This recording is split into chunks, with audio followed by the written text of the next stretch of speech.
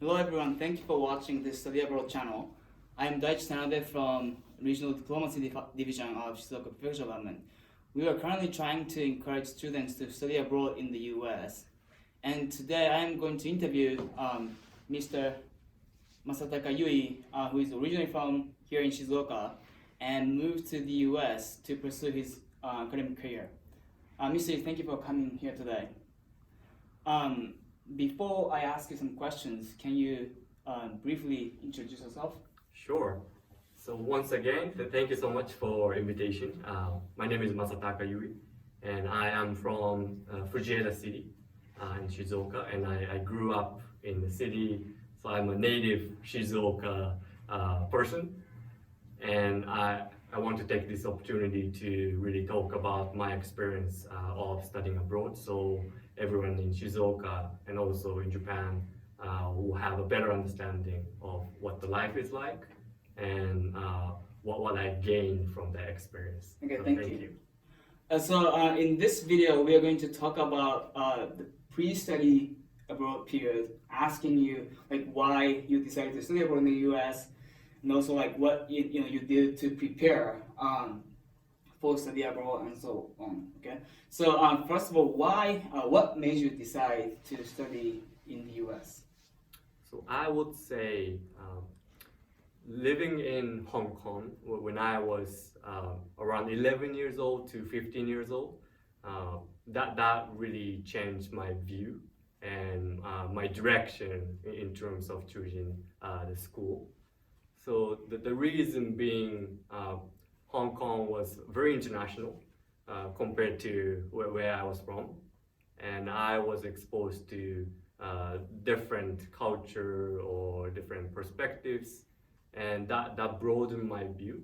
And I actually, after I came back to Shizuoka for high school, I had in mind that I wanted to go to the US sometimes, either for college or for graduate school. Okay, so before Hong Kong, you didn't really have much opportunity to be outside of Japan. Right, that was actually the first time to go outside of Japan. And then that pretty much changed your life. Yes. Okay.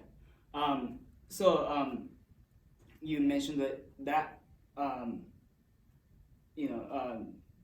Hong Kong kind of changed your life, and then how far in advance did you start preparing for U.S. colleges? So I basically had around 6 or 7 months, okay, because I officially decided to apply for the colleges in the U.S. after I graduated from my school. From high school? From high school, yes.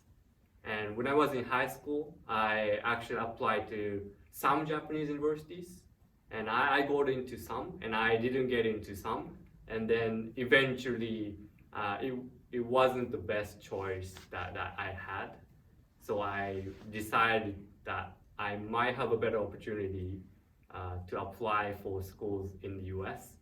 At first, like maybe Harvard or Yale, that's the only schools I knew, and then I started researching about what kind of universities are available or there in the US, and then I ended up with the school I went. Okay, so when you were in the senior year of high school, you're pretty much trying to get into Japanese universities. Exactly. So I was only applying for Japanese university. And after you graduated from high school, that's when you decided that, oh, I gotta go to the States to study. Exactly. Okay. Looking back at your preparation, can you tell me things that you kind of struggled with? Yes. The most struggling part was, I think, getting all the necessary information and planning what I had to do. I think right now there are plenty of information in Japanese online, thanks to all the people who studied abroad. You can get any information about what kind of test you have to take, what kind of document you have to prepare. But back then, there was not much information. So I had to, for example, actively contact Japanese students who were studying abroad at that time to really ask what they did or what are the tips for the application. Okay, so it's really different from Japanese college entrance system where you like take senta testo, which is now called kyotsu test, and also take another like individual test for college that you want to apply for. But for US colleges, what exactly you have to do? Like, what kind of tests did you take? What kind of like application process do you have to face? Okay, so I will explain by the different set of things that I had to do. The first one was obviously the tests. So I had to prepare for two different tests. Two? One, Okay. yes, one was TOEFL, and another one was SAT. Okay, so TOEFL is a language test. Exactly. So you have to pass certain score in order to get into college, showing that your English is good enough. Yes. What can you describe SAT? Yes, SAT is just like the center test you mentioned. TOEFL is only for the foreigners, but SAT is also for the Americans and everyone who wants to go to the college in the US. So SAT covers English, math. When I took it, I took English reading, writing, and math. But you could also take science or history or different subjects, depending on the school you want to go. Okay, so sounds like applying for colleges in the US, the procedure is really complicated compared to Japanese universities. Right. But how did you collect all the information needed, to apply for colleges in the US? So I tried to find the most trustable or trusted source. Of course, they do have. As I remember, it was called College Board, where it's an official website for those who want to go to the U.S. schools, and they had certain information. But what they tell you is only the list of information, and you won't necessarily get what are the tips or what you have to do to make it better or to take advantage of each of the items. So I had to really find a person studying abroad at that time. So and you actually I contacted different students and really asked, okay, what should I do or what can I do better to get to write better essays or better recommendation letters that I had to get from my school, things like that. That sounds really a lot of work. Yes, I still don't know why I had so much energy at that time. But you're like, I gotta go, so this is what I have to do. Right. Okay. So there are tons of universities and colleges in the US, and you went to Macalester College. I know that there are so many reasons why you chose that college, but if you have to say like 3 reasons, why you went to Macalester College. I would say the first one was the international atmosphere of the school. So Macalester really values some multinationalism or diversity, and that's exactly the culture or the mindset I wanted to have. Okay, so how many nationalities or how many people are coming from overseas in your classroom? At least 100 countries. So I even had a friend coming from Syria or St. Martin Island, where I had no idea where that was. Someone you wouldn't probably see in Japan. Right. Okay. What is the second reason? So the second reason was that it was a liberal arts school.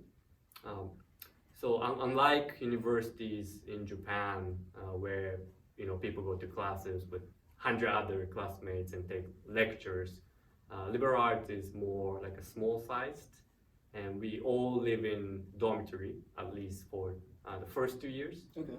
and we take classes with 10 or 20 other students. So what's different is classes tend to be discussion based, and there are a lot of team activities. And I knew that I was good at memorizing things, but I wasn't really good at communication or expressing my opinion. So that's something I wanted to improve. So that is the second reason. Yes. What is the last one? The last one is this is a very realistic reason, but it's money.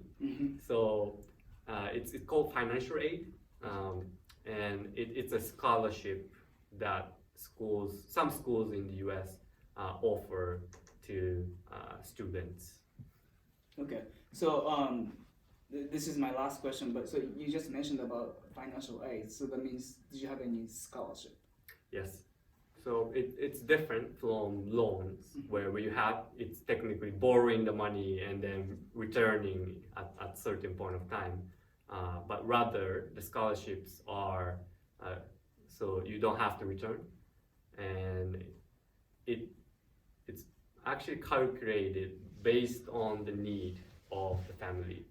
So when I applied, I had to provide my family income, what kind of asset we have, and schools will take all these information to calculate based on that information how much extra money this family needs to go to this school, and then they provide that amount.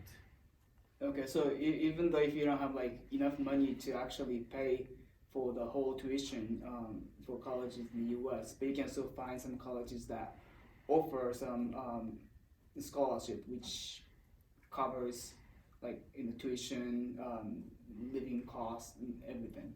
Yes, so that's something I really liked about my school, because not all the schools do so, but Macalester did even for international students, and that was really important for me. Okay, so you don't really have to give up on your dream because of the financial situation. Correct. Okay, thank you. So thank you, Mr. In this video, we talked about all the preparation, and in the next video, you're going to tell us all about your student life in Macalester College. Thank you for watching, and see you in the next video. Thank you. Thank you.